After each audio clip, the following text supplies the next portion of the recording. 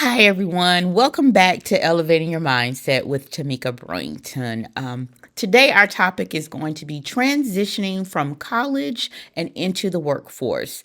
This is a trend that I am noticing that I am seeing with some of my young working professionals is how do you transition from doing coursework, looking at books, and assignments and translating that into practical work experience. I think there are two things that you need to address when you're thinking about coming out of the college space and getting your first job. One, is your job a field that is a skilled field? And when I'm talking about a skilled field, I'm talking about nursing, dentistry, craftsmanships, things from that perspective where you were trained to do a specific job and or task. When you are looking at those types of jobs, when you're going into that field, you have of course, an orientation period, and then you actually start doing what you were trained to do. But if you went to work with reference to a job as project management, business in general, finance generally, office administration, something like that, any types of computer jobs, you have to be trained for the specific job that you're doing, even though you have a degree in that role. And so the training may look very different depending on the industry that you go into versus what you went to school for. And I'm noticing that some young adults are having some difficulty because they're not really confident and sure when they go into the workforce, and then they're not familiar with the type of training that they're getting. When you look at the skilled person, and I would just say for the sake of this conversation, when you're looking at a nursing degree, right? And you decide that you're going to work in a hospital. You go through the orientation process, you're assigned to a particular department, and then you get into shadowing and going into that rotation process of actually learning your job. You are trying to do the skills and the tasks that you were assigned just like you did when you did your clinicals and your labs, right? But it may be different in that hospital setting. Real live patients, dealing with life and death situations, understanding the protocols that are set forth through the hospital and in the healthcare industry. That can be very overwhelming and it can be stressful. Working 12-hour shifts, most nursing people work 12-hour shifts, so the pro and the con to working a 12-hour shift is that full time is 3 days a week, so you actually have 4 days off. That's great, but what if you're understaffed and they're asking you to work 5, possibly 6 days a week? So then you're working 5, 6 days a week, 12-hour shifts. Having work-life balance and being in a new field and being uncomfortable, that can be very stressful. So you definitely have to take care of your mental health, and you have to take care of your self-care when you're thinking about going into the workspace. One of the challenges that I have noticed in my skilled young adult working professionals is finding that balance, not really understanding how not to overdo with work, over volunteering, joining all of the different committees and teams in the professional setting, kind of equating those teams and those professional organizations as if they were clubs, and social organizations on a college campus, and that looks very different, because when you're in college, you go to school, you have 3 classes, you're in school 3 hours.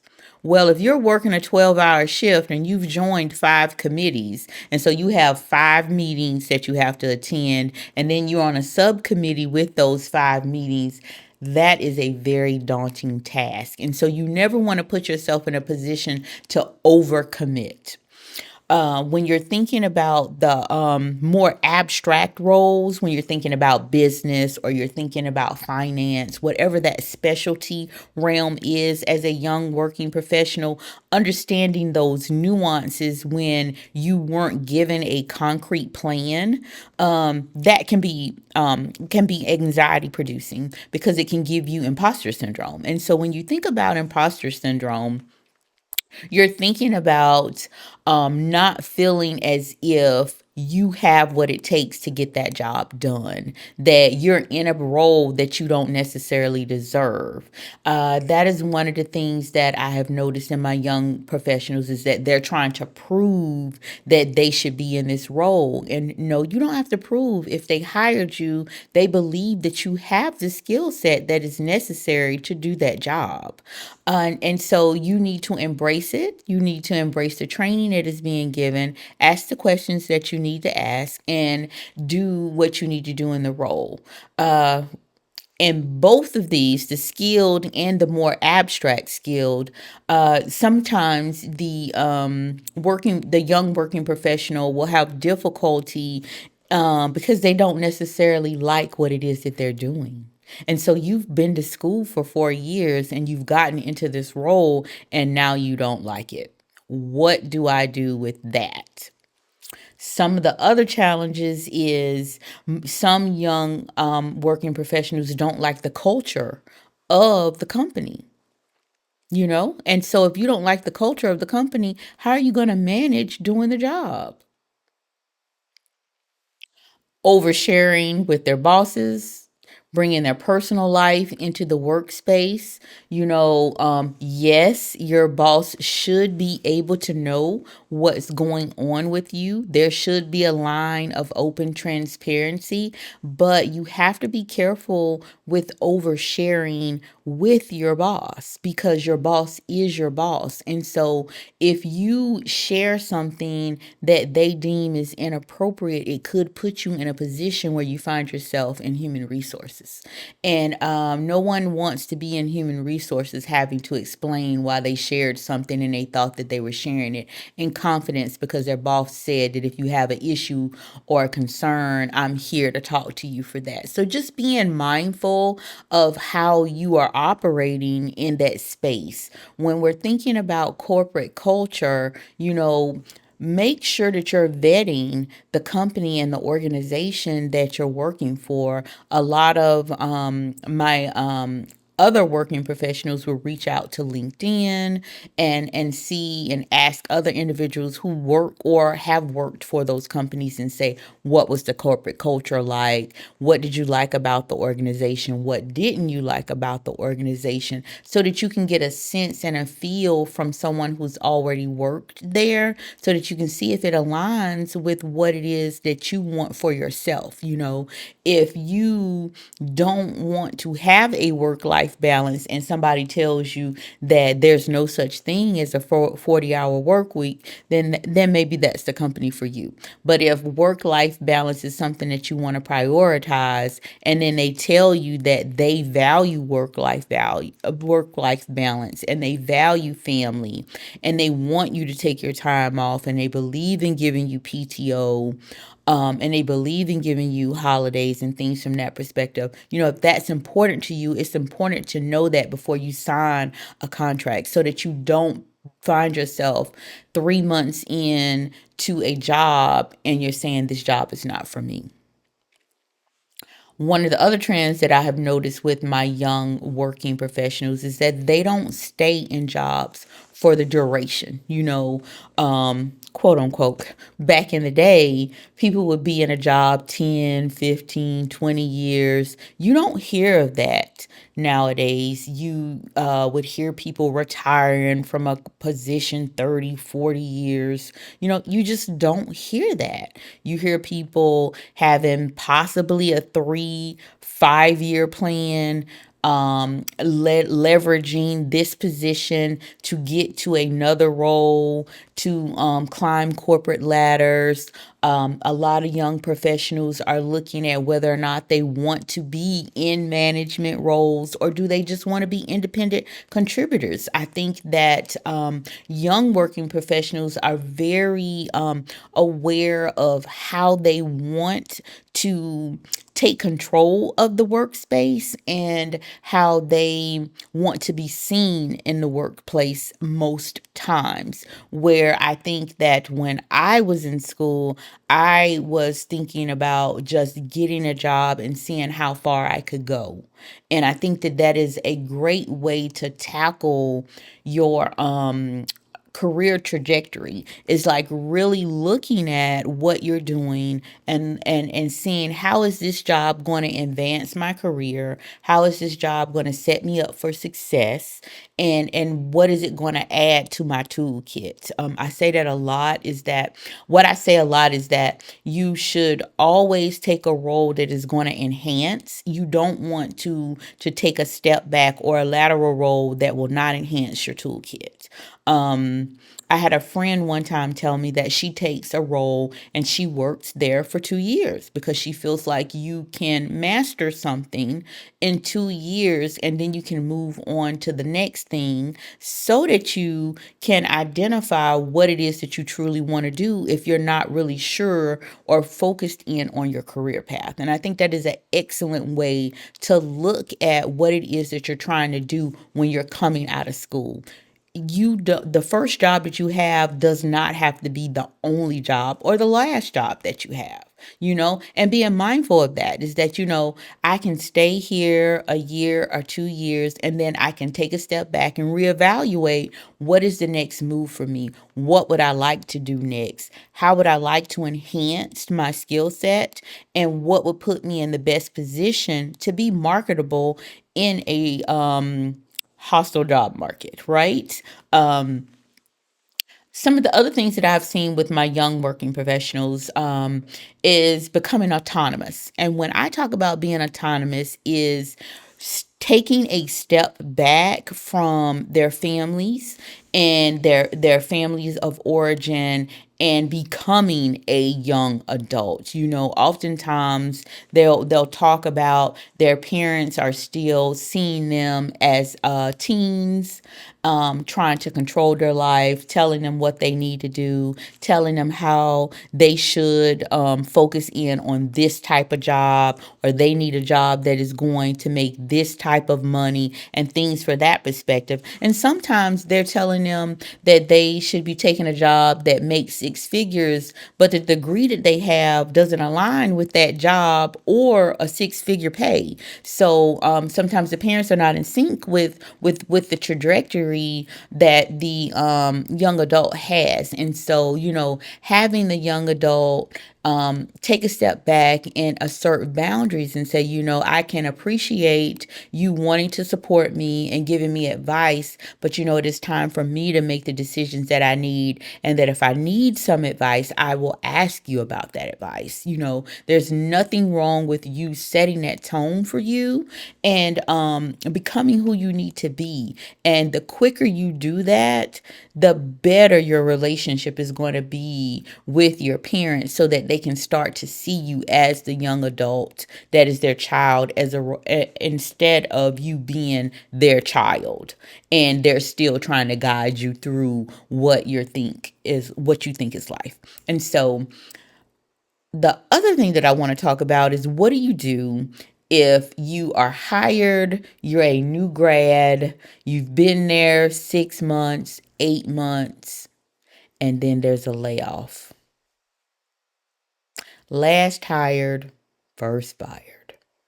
How do you manage that? You have been working, your performance has been well, you have a new apartment, you have gotten all of your furniture, you got a routine, maybe you got a new car, you have these bills, and now all of a sudden you found yourself in a position where your salary is going to be gone. You may or may not get a severance, and how do you manage the stress stress of being laid off in a hostile working environment when it comes to looking for a job.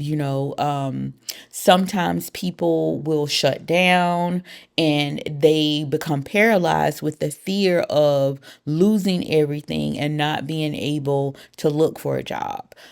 Sometimes people will just pack everything up and just move back home. What I would like for you to think about is to be strategic. Yes, this has happened to me, but how can I leverage this to do what I need to do? Take a step back, look at your bills, see what you have in savings, see what you can do to shrink everything.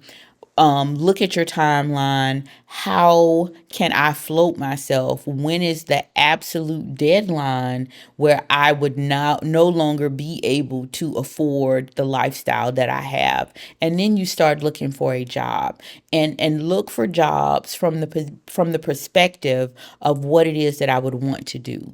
Sometimes people will say, "Well, I don't have a job, so I have to take anything."